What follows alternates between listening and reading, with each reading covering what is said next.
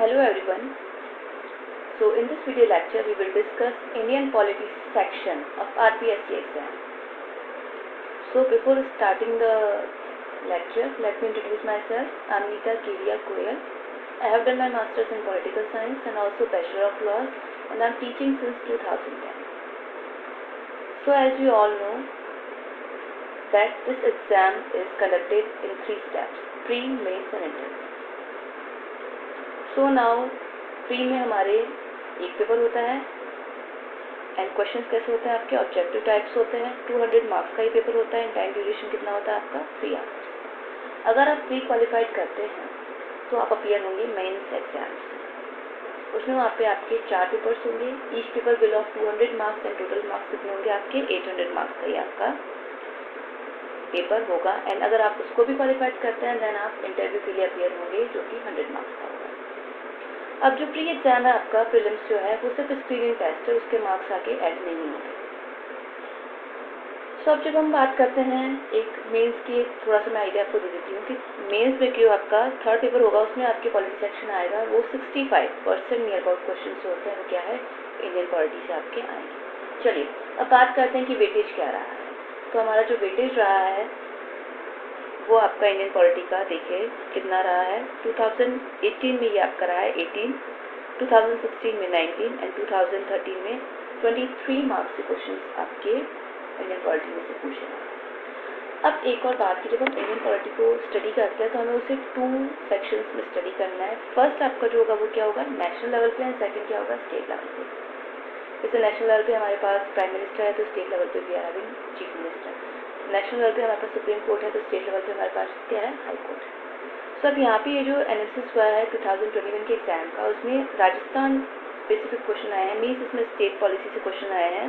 तो आपके कितने मार्क्स के आए हैं 8 मार्क्स के आए हैं और नेशनल लेवल के क्वेश्चन आपके कितने मार्क्स के आए हैं 7 मार्क्स के। तो देखिए आप एक अच्छा खासा वेटेज इसमें रहा है। चलिए तो अभी जैसे कि मैंने आपको बताया कि प्रीलिम्स को स्टडी करने के लिए हमें 2 लेवल्स पे हमें हमारे इंडियन पॉलिटी सेक्शन को डिवाइड करना पड़ेगा, इंडियन लेवल पे या नेशनल लेवल पे एंड स्टेट लेवल पे। तो अब हम देखते हैं प्रिलिमिनरी में कौन कौन से टॉपिक्स आएंगे और बहुत से ऐसे टॉपिक्स हैं स्टूडेंट्स जो कि आपके मेंस में भी एज इट इज आ रहे हैं।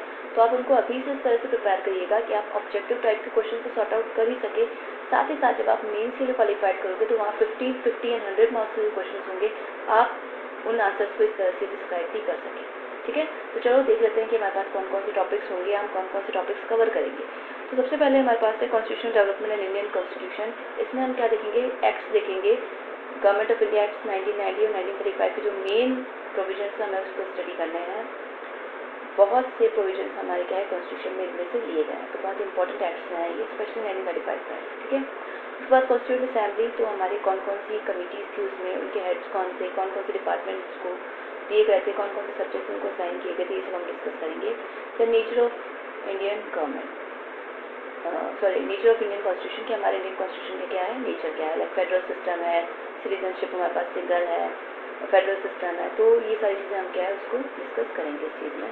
देन प्रियम्बल उद्देशिका, फर्स्ट पार्ट ऑफ या first page of Indian constitution, बहुत अच्छा टॉपिक है। अभी आज हम इसी टॉपिक को हम लोग अपने अभी वीडियो में वीडियो में हम इसको डिस्कस करेंगे। देन फंडामेंटल राइट्स आपके मूल अधिकार पार्ट 3 में जो है, प्राइवेट प्रिंसिपल्स पार्ट 4 में है आपके। देन फंडामेंटल ड्यूटीज आपके वो डिस्कस करेंगे, जो सारी 11 ड्यूटीज़ है। अमेंडमेंट भी हुआ है किसमें, उस अमेंडमेंट को भी डिस्कस करेंगे। फेडरल स्ट्रक्चर कैसा है हमारा, कॉन्स्टिट्यूशन अमेंडमेंट हमारे अब तक जो 105 में उन सबको डिस्कस करेंगे। इनमें जो इंपॉर्टेंट अमेंडमेंट्स हैं वो कब कब हुए हैं और क्या क्या अमेंडमेंट्स हुए हैं उनको देखेंगे।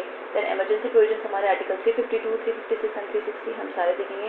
एंड PIL आपको किस तरह से काम करता है, जुडिशियल रिव्यूज हमारे पास तक कौन कौन से लैंडमार्क्स रिव्यू आए हैं और जुडिशियल रिव्यू आपका किस तरह से काम करता है under Indian constitution.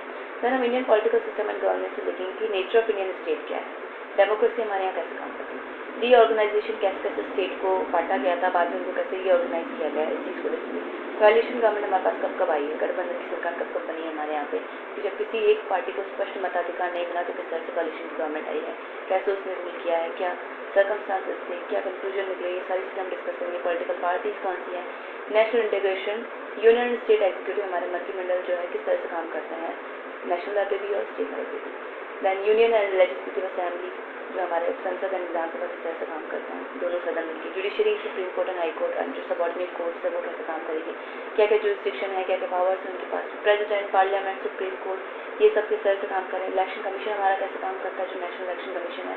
Control and auditor general, कौन कौन से आर्टिकल में इनसे रिलेटेड प्रोविजन दिए गए हैं, पावर क्या है इनके पास, कौन कौन सी फाउंडेशन है इनके ऊपर, लाइबिलिटीज़ क्या है, सारी चीज़ें हम देखेंगे इनकी। प्लानिंग कमीशन हमारा किस तरह से काम करता है, नेशनल डेवलपमेंट काउंसिल कैसे काम करती है, सेंट्रल विजिलेंस कमीशन CVC सतर्कता आयोग जो है हमारा वो कैसे काम करता है, सेंट्रल इंफॉर्मेशन कमीशन कैसे काम करता है, Lokpal, national human rights commission क्या क्या काम करते हैं, कैसे कैसे किन परिस्थितियों में इनका निर्माण हुआ है, ये सारी चीज़ें हम देखेंगे। फिर लोकल सेल्फ गवर्नमेंट और पंचायती राज भी हम देखेंगे कि हमारे डिस्ट्रिक्ट लेवल पे किस तरह से जो डिस्ट्रिक्ट गवर्नमेंट है हमारी वो किस तरह से रूल करती है और हमारा पंचायती राज में क्या क्या प्रोविजन दिए गए। Then public policy and rights में हम देखेंगे नेशनल पब्लिक पॉलिसी, कौन कौन से पॉलिसीज हमारे यहाँ पे बनाई गई हैं, किस तरह से उनका एग्जीक्यूट किया गया है, क्या क्या फ़ायदे हैं नुकसान हैं उनके। Welfare state as a welfare state, ठीक है, बिकॉज हमारी सारी जो हमारा जो इंडियन स्टेट हो गया एक वेलफेयर स्टेट की तरह काम करता है। तो ये सारी पॉलिसीज किसके लिए बनाई गई है, पब्लिक के लिए। कौन कौन सी लीगल राइट्स है, राइट टू प्रॉपर्टी हमारे पास में, तो अब उनको सबको डिस्कस करेंगे कौन कौन से हमारा राइट्स हमारे पास है। सिटीजन चार्टर मीन्स जो हमारा पब्लिक एडमिनिस्ट्रेशन जो एडमिनिस्ट्रेशन है वो किस तरह से काम करेगा ताकि लोगों के बेनिफिट में उसको ज़्यादा से ज़्यादा इन स्कीम्स को यूज़ किया जाए। तो इन सब चीज़ों को हम डिस्कस करेंगे। देन अब जब स्टेट लेवल पे मैं बात करती हूँ तो हम गवर्नर, राज्यपाल के शक्तियों के बारे में या उनको कैसे नियुक्त किया जाता है ये सारी चीज़ें पढ़ेंगे। चीफ मिनिस्टर हमारे CM कैसे काम करेंगे, हमारी असेंबली, विधानसभा, विधान परिषद, किन किन राज्यों में विधानसभा, विधान परिषद दोनों ही है, बाकी मैक्सिमम स्टेट में तो आपकी विधानसभा ही है। हाई कोर्ट कैसे काम करेगा, RPSC आपकी कैसे काम करती है, डिस्ट्रिक्ट एडमिनिस्ट्रेशन आपकी कैसे काम कर रहा है, स्टेट ह्यूमन राइट्स कमीशन क्या काम करता है, जैसे नेशनल लेवल पर लोकपाल है वैसे लोकायुक्त हमारे स्टेट लेवल पे कैसे काम कर रहा है, स्टेट इलेक्शन कमीशन कैसे काम करता है, स्टेट इंफॉर्मेशन कमीशन के क्या रूल्स हैं, क्या रेगुलेशंस है, किस तरह से वो फंक्शनिंग करता है अपनी। सेम लेवल पे स्टेट लेवल पे पब्लिक पॉलिसीज कौन सी है, specially in reference of Rajasthan and legal rights हमारे पास कौन कौन से हैं, अगेंस्ट सिटीजन चार्टर। तो ये सारी चीज़ें क्या है, हम एक तरीके से जब आप प्री का सिलेबस कंटिन्यू करेंगे तो उसमें ये सारे टॉपिक्स डिस्कस करेंगे हम, और इसी में से काफ़ी टॉपिक्स मेंस में आपके कंटिन्यू होते हैं, ठीक है। तो इन टॉपिक्स को बहुत ज़्यादा अच्छे से हम करेंगे। चलिए अब हम आज का विदाउट वेस्टिंग टाइम हम लोग अपना टॉपिक स्टार्ट करते हैं। हमारा टॉपिक है प्रीएम्बल। तो जब भी मैं इंडियन पॉलिटी स्टार्ट करती हूँ मैं प्रेफर करती हूँ कि मैं सबसे पहले प्रीएम्बल से स्टार्ट करूँ। तो हमारा आज का टॉपिक प्रीएम्बल। देखिए, तो प्रीएम्बल में फर्स्ट क्या है, we the people of India. Means preamble सारी पावर किससे ले रहा है, या कॉन्स्टिट्यूशन सारी पावर किससे ले रहा है, we the people of India. Constitution कहीं और से पावर नहीं ले रहा है। आप सोचो कि किसी कोर्ट से ले रहा है या किसी प्रधानमंत्री से या किसी राष्ट्रपति से, नहीं। प्रीएम्बल सारी पावर किससे ले रहा है, हम लोगों से, public of India. So we the people of India having solemnly resolved to constitution India into a sovereign. So now when we talk about the word sovereign, sovereign का क्या meaning है, that India is free in its internal as well as external matters. Before 1947 हमारे internal और external matter कौन discuss करता था या कौन डिसाइड करता था, ब्रिटिश गवर्नमेंट। बट अब क्या है, हम खुद हमारे internal और external matters में डिसीजन लेते हैं, हमारी गवर्नमेंट डिसाइड करती है। Then the next word is socialist. Socialist का मीनिंग क्या है कि public and private sectors will work together. अब जो आपके पब्लिक प्लस प्राइवेट सेक्टर क्या है, साथ में काम करेंगे। कैसे काम करेंगे, जो मेजर इंडस्ट्रीज है पब्लिक सेक्टर को दी गई हैं, लाइक रेलवेज, एंड जो बाकी इंडस्ट्रीज है उसमें हमारे पब्लिक सेक्टर भी काम करता है, प्राइवेट सेक्टर भी काम करता है। सेक्युलर, सेक्युलर का मतलब क्या है कि we are not having any national religion, हमारा कोई राजधर्म नहीं है। हम सभी धर्मों को, सभी रिलीजन को इक्वली मानते हैं। हमारे कॉन्स्टिट्यूशन में, हमारी कंट्री में इक्वली स्टेटस उनको दिया गया है और सब सिटीजन फ्री हैं। आप जिस चाहे फेथ को, बिलीफ को फॉलो करें, प्रमोट करें। Then next is democratic. एक आपने डेफिनेशन सुनी होगी, जनता का, जनता के लिए, जनता के द्वारा शासन, ठीक है। तो हम खुद अपने रिप्रेजेंटेटिव को चूज करते हैं, वही हम पे रूल करते हैं। तो हम क्या एक डेमोक्रेटिक कंट्री में रहते हैं। रिपब्लिक, अब जब हम रिपब्लिक की बात करते हैं, बहुत इंपॉर्टेंट वर्ड है ये। तो Republic means the head of the country is elected, और हमारा हेड ऑफ द कंट्री कौन है, हमारे प्रेसिडेंट, ठीक है। तो हमारा हेड ऑफ द कंट्री क्या है, इलेक्टेड है, उसका भी चुनाव होता है। वो किसी प्रथा से नहीं आ रहा या ना वो किसी राज घराना चल रहा है वहाँ से हम उसको ले रहे हैं, तो हेड ऑफ द कंट्री हमारा elected. Then next word is justice. अब जब हम जस्टिस की बात करते हैं तो हमारे पास social, economic and political zero justice. Social justice means सब इक्वल है, स्टेट लेवल सामाजिक तरीके से सब इक्वल है।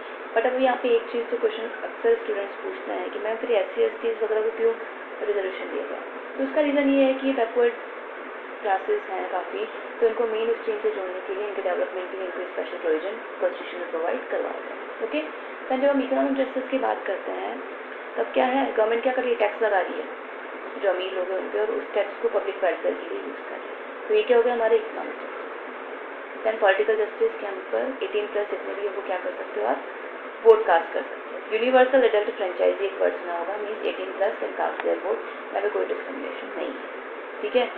एज, जेंडर, कास्ट, रिलीजन, कोई डिस्क्रिमिनेशन नहीं है, 18+ सब वोट कास्ट कर सकते हैं। लिबर्टी है हमारे पास, आपके फंडामेंटल राइट में विचार और अभिव्यक्ति की स्वतंत्रता है, थॉट एंड एक्सप्रेशन, ठीक है। आप अपने बिलीफ, फेथ और वर्शिप को फॉलो कर सकते हैं जिस चाहे धर्म को माने। Equality of status and opportunity, विधि के समक्ष समता जिसे कहते हैं ना, कानून के सामने सब समान है, सबको इक्वल अपॉर्चुनिटी मिल रही है। कि अगर आज सपोज कोई गवर्नमेंट जॉब निकली है तो अगर आप क्वालिफाइड करते हैं तो आप एग्ज़ाम दीजिए, अगर आप पास होते हैं तो आप अपनी सर्विस ज्वाइन करें, तो सबको इक्वल अपॉर्चुनिटी मिलनी चाहिए। And to promote among them all fraternity, means भाईचारा बनाना है देश के अंदर भी, नागरिकों के मध्य भी और बाहर दूसरे देश के लोगों के साथ भी, हमें क्या है, फ्रेटर्निटी भाईचारे के साथ रहना। Assure the dignity of the individual and unity and integrity, हमें एकता बनाए रखनी है। और इंटेग्रिटी का मीनिंग बहुत ज़्यादा डीप है स्टूडेंट्स, ध्यान रखिएगा। इंटेग्रिटी मीन्स इंडिया अपने किसी भी पार्ट को कभी भी अलग नहीं होने देगा। अगर कोई इंडिया के किसी पार्ट को अलग करना चाहता है, वो अगर बंदूक उठाएगा, चाहे इंडिया का नागरिक ही क्यों ना हो, इंडिया तोप उठाएगा, बट अपने किसी भी पार्ट को भी अपने आप से अलग नहीं होगा, ठीक है। तो बहुत इंपॉर्टेंट पार्ट है integrity. In our constituent assembly the 26 day of November 1949, means 26 November 1949 को हमारे संविधान बन के तैयार हो गया था, बट 2 महीने बाद लागू किया गया। उसके पीछे की कहानी भी हम डिस्कस करेंगे, ठीक है, कि क्यों 2 महीने वेट करा हमने। Hereby adopt, enact and give to ourselves this Indian Constitution. अब इसका मतलब क्या हुआ है, गिव टू ourselves मीन्स ये जो इंडियन कॉन्स्टिट्यूशन है हमें किसी ने नहीं दिया, हमने खुद ने ही खुद को दिया है। इंडिया के लोगों ने इंडिया को अपने कॉन्स्टिट्यूशन दिया है। चलिए, अब जो मैंने आपको बोला कि 2 मंथ्स हमने क्यों वेट किया कॉन्स्टिट्यूशन को लागू करने का, वो इसलिए क्योंकि 26 जनवरी 1929 को, ठीक है, पूर्ण स्वराज की डिमांड की गई थी कि अंग्रेजों अब आप जाइए, हमें आपकी कोई ज़रूरत नहीं है, और हमें क्या चाहिए, पूर्ण स्वराज चाहिए, ठीक है, कंप्लीट इंडिपेंडेंस हमें अब चाहिए, हमें नहीं रहना आपके under. And this is the reason कि इस इम्पॉर्टेंट डे को हमने अपने संविधान को लागू करने का कोशिश किया। तो 26 जनवरी 1950 तक 2 मंथ्स हमने वेट किया हमारा कॉन्स्टिट्यूशन, उसके बाद लागू किया। चलिए, अब इसमें 3 इंपॉर्टेंट अमेंडमेंट्स हुए हैं, देख लीजिए अमेंडमेंट्स कौन कौन से हुए हैं। Socialist, secular and integrity. अगर आपसे पूछा जाए कभी कि कॉन्स्टिट्यूशन में, सॉरी, आपके प्रीएम्बल में कितने अमेंडमेंट्स हुए हैं, तब तक सिर्फ और सिर्फ एक अमेंडमेंट हुआ है, दैट इज 42nd अमेंडमेंट 1976, ठीक है। तो इसमें ये 3 वर्ड्स जोड़े गए थे। एक और इम्पॉर्टेंट क्वेश्चन आपको सर इससे बनता है कि इसमें 2 इम्पॉर्टेंट लैंडमार्क डिसीजंस हैं। इंडी बेरोबारी यूनियन है, वो 1960 का केस है। इसमें क्या सुप्रीम कोर्ट ने डिसीजन दिया था कि preamble is not part of Indian constitution, preamble क्या है, आपके इंडियन कॉन्स्टिट्यूशन का पार्ट नहीं है।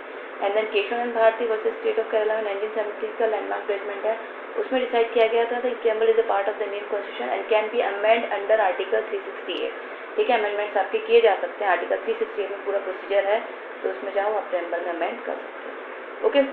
तो आज का आपका टॉपिक इसी के साथ फिनिश्ड होता है, and thank you so much for watching this video, thank you.